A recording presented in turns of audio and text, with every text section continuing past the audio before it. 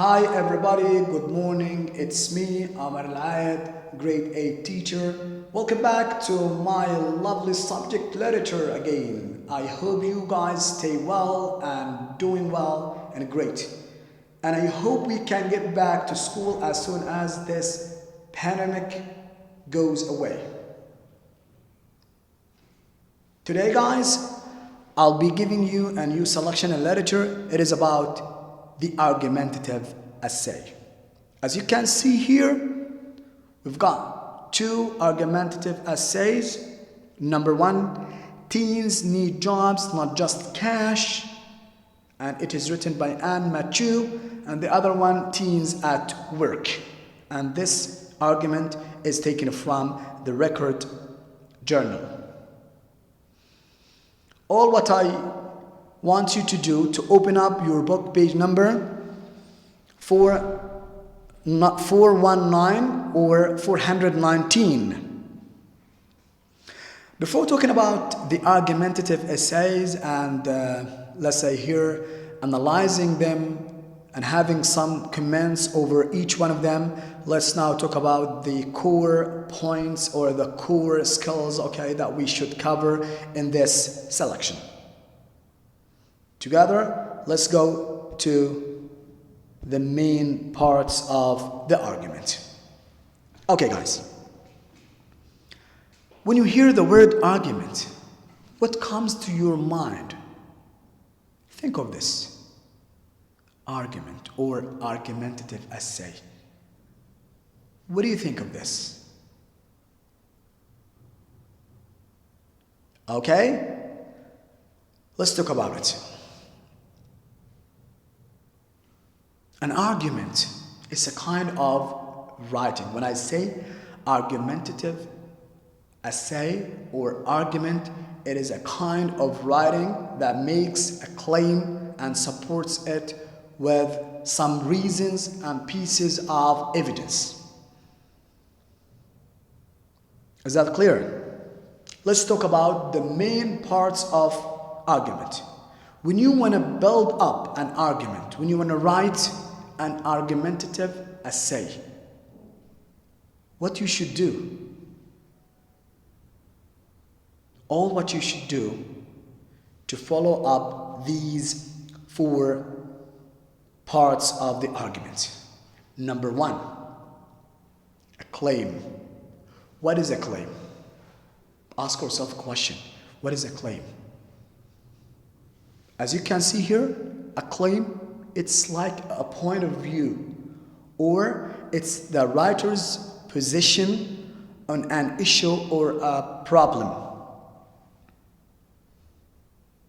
Then, number two, we have support. What do we mean by support? When I say supporting ideas or supporting pieces of evidence or reasons, what do I mean by this? Why should I need to support my claim? Definitely because in order to grab readers' attention, to let people around you, to let the readers believe in you, you need some supporting pieces of evidence. So support, it's the reasons and pieces of evidence that the author is using to prove his claim. And as you can see here, support can be in different ways, either by explanations, specific facts, statistics, or examples. You can use all these ways to support your claim. The third point, it is the counter-argument. First of all, what is a counter-argument? And why do authors have to include counter-argument in their argument writing? Or why do authors use counter-argument? Let's now think of these two questions. Take your time, try to recapitulate some points about what I have said. An argument or a counter-argument, as we know, it is the opposing viewpoint that the author is using in his writing. Why authors have to use such counter-argument in their writing? Simply, we could say that counter-argument in one way or another can show how reliable, how authentic you are. When you are building up an argument, you need a counter-argument. Why? Because counter-arguments bring reliability or authenticity to the text itself. You are providing your claim, you are providing your supporting sentences, and you are also providing the opposing viewpoint. So this, in one way or another, makes your writing, your argument more reliable, more authentic. Is that clear? The third point or the fourth point, let's go to the word relevant. What does it mean when I say relevant? Reasons, pieces of evidence should be relevant. It's important. It's very important that reasons and pieces of evidence that the author is using to prove his claim should be relevant. Because if you have one point that is irrelevant, this means that readers will not believe at you. Readers will not follow you. Readers will say, this argument is not authentic because it has some irrelevant points. Why should I read and waste my time reading just these irrelevant things? So you have to be specific, relevant. The last point here, it's about evaluation or how to evaluate the argument.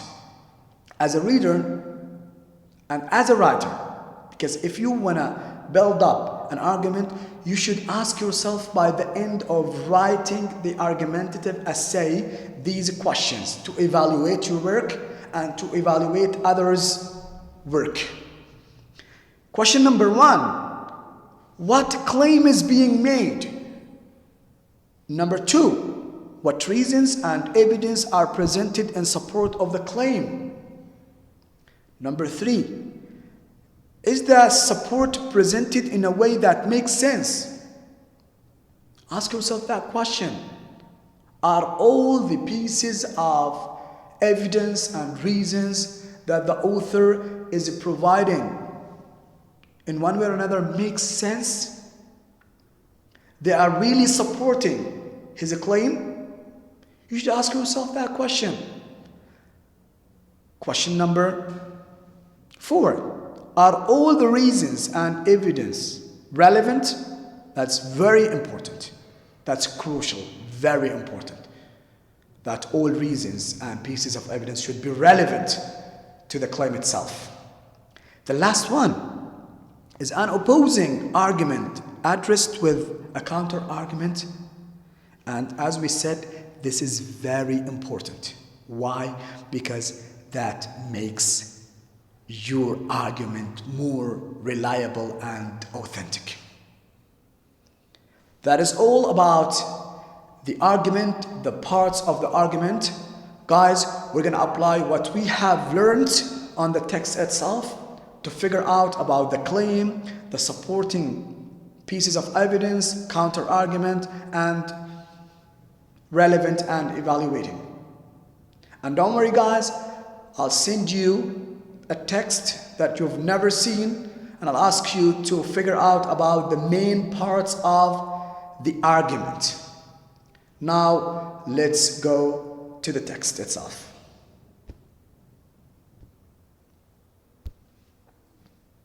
Okay, let's have a clue about the background. Okay, it is written here, the background. In 2008, the United States entered into what many call the Great Recession, generally considered to be America's worst economic crisis since the Great Depression of the late 1920s and 1930s. Okay. Have you ever heard about something called Great Recession? So what is a Great Recession? It is written over here, a Great Recession is like a slowdown of economic activity. And that what exactly happened in the United States of America. So Great Recession was like a severe financial crisis combined a deep recession. It officially lasted from December 2007 to June 2009. During this period, the economic recession jobs were really difficult to find, and the problem was more extreme for teenagers than it is for adults. If you go here, I just underline some lines so that we can just focus on them. Here we have the definition of the word or the expression a Great Recession. It's a slowdown of economic activity, as I told you before. And if you go to the last three lines in the background, you will figure out, okay, this is the objective of writing these two argumentative essays. Let's now read them together. These arguments were written. The unemployment rate was high for adult workers and even higher for young workers. So the main objective of writing these two argumentative essays to show that the unemployment rate was high for adult workers and even higher for young workers.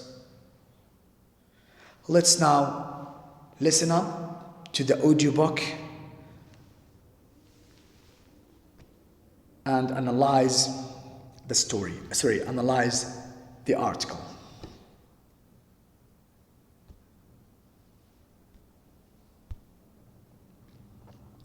Here you go. Listen up carefully. Teens need jobs, not just cash. Argument by Anne Michaud. I well remember how my first job made me feel capable, creative, in charge. I was a summer counselor at a YMCA day camp and still practically a kid myself, just out of 10th grade. I made a lot of mistakes. As the arts and crafts counselor, I blew most of my $200 budget on popsicle sticks and GIMP. We ran out of arts and crafts supplies halfway through the summer, and so taking long nature walks became our fallback. I wonder what the campers' parents thought. Making mistakes like that is partly what early jobs are all about. We learn and then make better decisions when the real job comes along. Okay, here we have a question. Question number 1. Okay, we have some guiding questions. We're going to just focus on these guiding questions and we're going to answer them together. Okay. So all what you need to do here to reread this passage from line 1 to line 12 and to answer this question. Okay?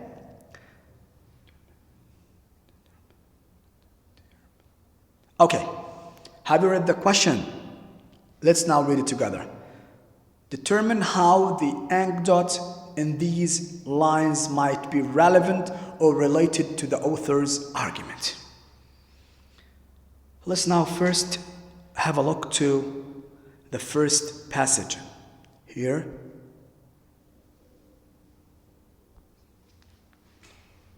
I just want you guys to look at the lines, specifically the lines from 5 to 9, and tell me what can you understand.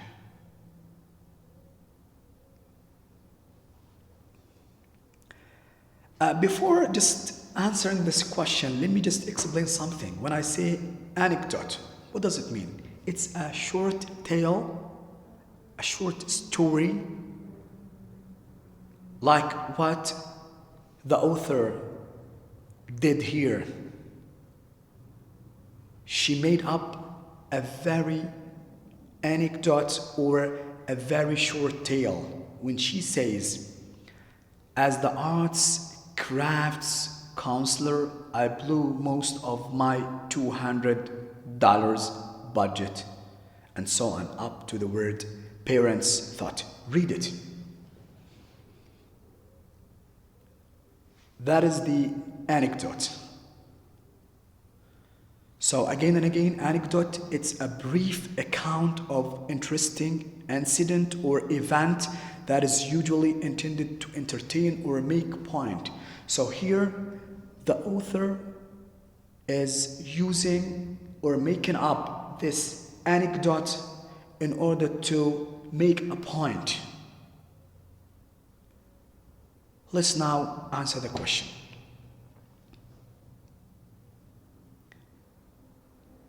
Can't you notice that the author is making up this anecdote to describe a mistake she made in her first job?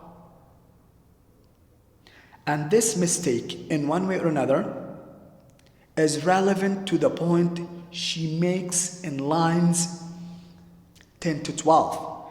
When she says, making mistakes like that is partly what early jobs are all about. We learn and then make better decisions when the real job comes along. So simply, we could answer this question in this brief way.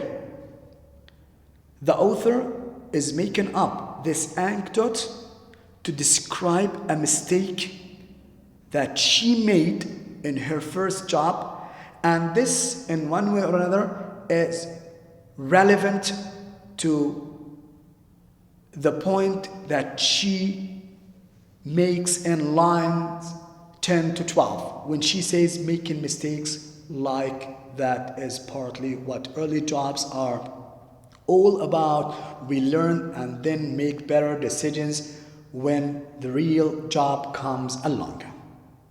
Is that clear, guys? Let's now move to the second page. Go to page number 420.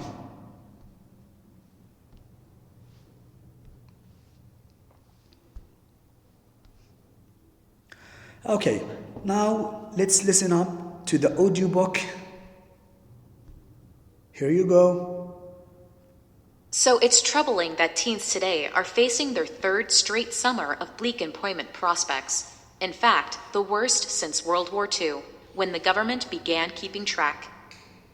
In April, the jobless rate for 16 to 19-year-olds approached 25%, and the unemployment rate only counts those actively looking. Many are too discouraged by the dismal economy to try.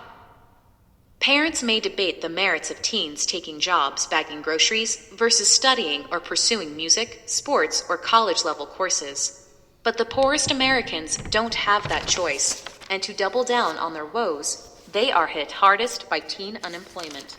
Last summer, just 1 in 5 teenagers with annual family income below $20,000 had a job, according to a report by Northeastern University's Center for Labor Market Studies. Not only aren't these teens earning needed cash or learning the life lessons I got at the YMCA, but the joblessness they experience now may drag them down for years. One study in the United States and Britain said that 37-year-old men who had sustained a year of unemployment before age 23 made 23% less than their peers. The equivalent gap was 16% for women.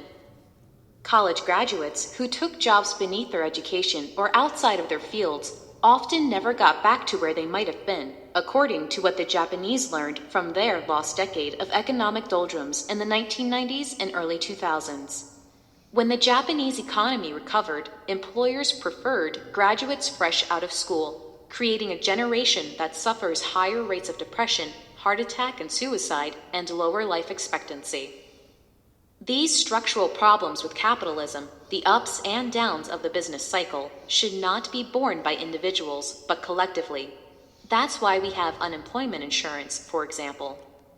Other countries seem to have a better understanding of this. Germany's renowned apprenticeship program, a training period of 2 to 4 years, attracts roughly 2/3 of vocational school students there.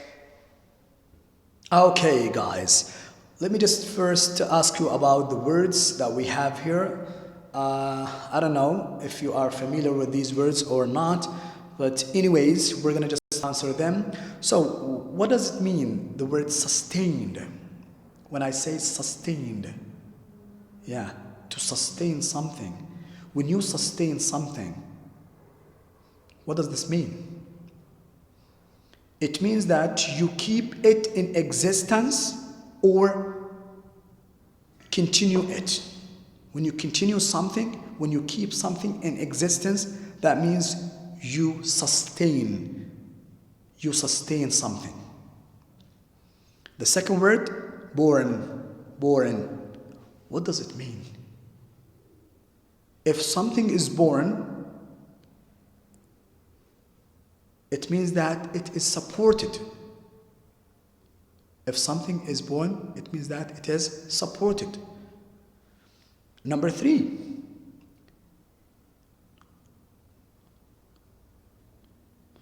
Renowned. What does it mean, the word renowned? If something is renowned, it means that it is so famous. It's very famous. Is that clear, guys? Let's now have a question. Okay, this is the second question. Have a look and read this question. Then let's answer together. Here you should go to lines 20, from lines 20 or from line 20 to line 27.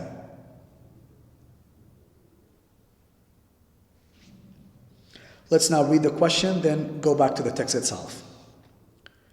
What is the opposing view presented by the author?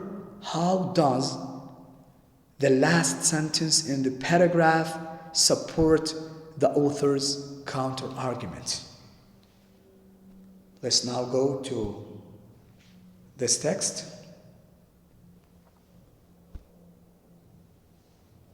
Okay. Sorry. Okay. The lines that you should focus on from 20 to 27. Okay, as you can see here. Let's now answer the first question. The first question says, what is the opposing view? Point here. Or identify the opposing view. The opposing view, as you can see here, when the author says, when she says, parents may debate the merits of teens taking jobs, bagging groceries versus studying or pursuing music, sports or college level courses. This is the opposing viewpoint. In what ways? Here the author, in one way or another, she's trying to focus on the viewpoints when there is a debate, when parents debate the merits of teens taking jobs, bagging groceries, rather than focusing on the enrichment activities. She's focusing on the debate here and how parents debate the merits of teens taking jobs, bagging groceries, rather than focusing on the enrichment activities. This is okay, the answer for the first question. For the first part of the question. The second part of the question says, how does the last sentence in the paragraph support the author's counter-argument? First of all, I want you to look to the lines which I was underlining with green color. Let's now read them together. Last summer, just 1 in 5 teenagers with annual family income below $20,000 had a job, according to a report by Northeastern University Center for Labor Market Studies. This is the last sentence. Let's now see how this sentence, in one way or another, support the author's counter-argument. We can say that here, this sentence provides some statistics to prove the counter-argument that many teenagers or that many teens need to work to help support their families. Again and again, we can notice that this sentence provides some statistics to prove the counter-argument that many teens need to work to help support their families. That is the answer of the second part of the question. I want you to go down just to line 44 to line 44 to 48, I think, 48 or 49. Read them. It's about these structural problems with capitalism. The ups and downs of the business cycle should not be borne by individuals but collectively. That's why we have unemployment insurance, for example. Here we have a question. I wrote it by myself. What example the author uses to show the problems in the business cycle? Here, the author is talking about the business cycle, and he's providing some examples to show the problems of the structural problems that a business cycle in one way or another faces. Simply, I could say that here, the author, as you can see, as you can notice, the author cites the availability of unemployment insurance when he says that's why we have unemployment insurance, as if he is focusing on the availability of unemployment insurance. Is that clear? Okay, let's go to the third page, which is the last one in this argument. Okay.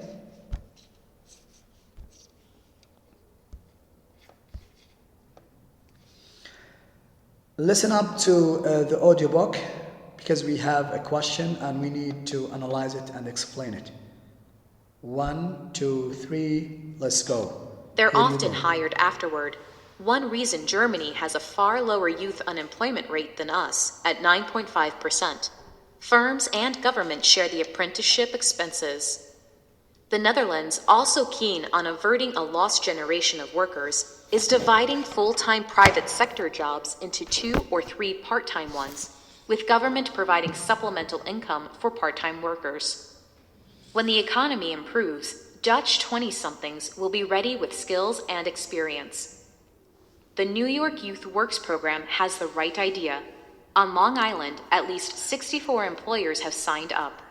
The program offers them tax credits for hiring low-income youth.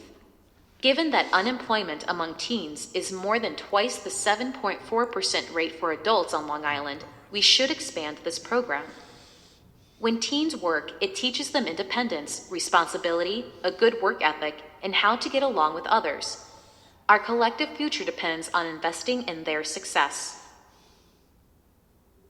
Okay. First of all, before just going to the question number 3, let me just ask you a small question about this word. The word averting. Averting. What does it mean? When you avert something, what does this mean? When you avert something, it means that you prevent it from happening. To avert something, to prevent it from happening. Is that clear? Let's now go to the third question. Okay, here you go. Question number 3. Have a look, read it. Then, after reading it, let's explain it. Here you should focus on the lines from 60 to 65. The question says, what is the purpose of this paragraph in the argument? The second part, which sentence in the paragraph best support the author's key point? By the way, here the question doesn't ask you about the general purpose of the argumentative essay. It does ask you about the purpose of this paragraph. Here you should go to the lines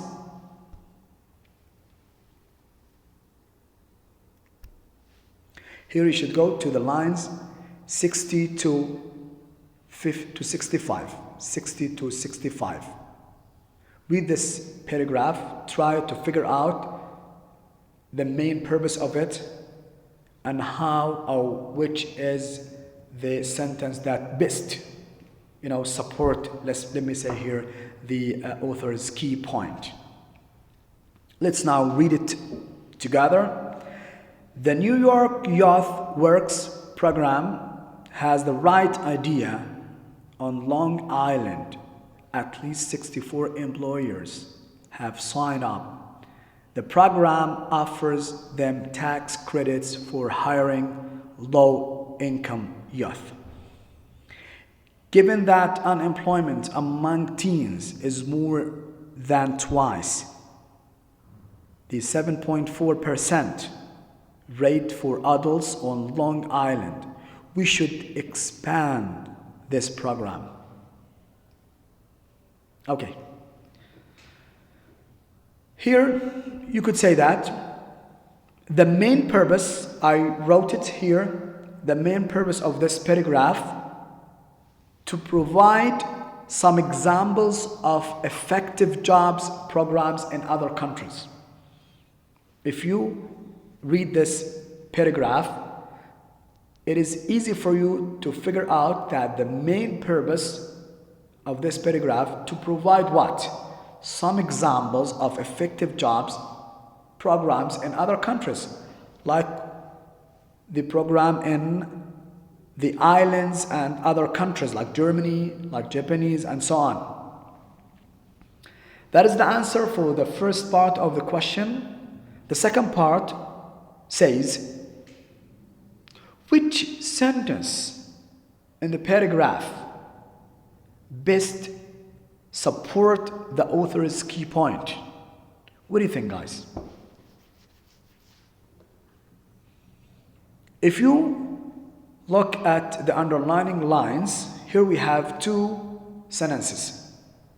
Actually, we have 2 sentences best support the author's key point. Number 1, when she says, at least 64 employers have signed up.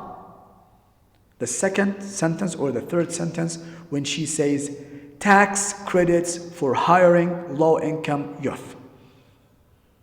The program offers them tax credits for hiring low-income youth. These 2 sentences are very, very, very important and relevant to the author's key point. And they are showing that the program could be successful. They are giving some facts to show that the program could be successful. Is that clear, guys? That is all about our lesson today. Thank you so much for your nice listening and for your time. And I hope we can really get back to school because, teaching in a class, we miss teaching in a class, and we know that teaching in class is very important and is really, we are just, presenting ourselves, and we are doing very well in the classes, okay, better than online classes anyways, but we can manage ourselves, okay, to understand something about our lesson. Thank you so much for your nice listening, and see you later.